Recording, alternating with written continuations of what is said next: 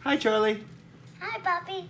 Are you ready for Charlie's guessing game quiz? Yes? All right. Please tell us clue number 1. Okay. Clue number 1. I am sharp. Sharp, not dull. It is sharp. Okay, what is clue number 2? Do you use me with your hand? You use your hands, with your hands. Okay, I like that clue. Number 3 is dangerous. Oh no, it's not safe. It's dangerous. Whoa. But I don't want to go with you. Okay, you don't want to use it. Just Mommy and you. Okay, that's a good idea. That's like clue number 4. What's clue number 4? It's not for kids. No. No kids should use this.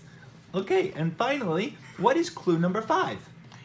My friends are ketchup and forks.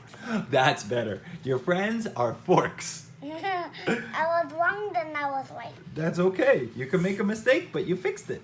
All right, so how many seconds should we let everyone think for? 5, 4, 3, 2, 1.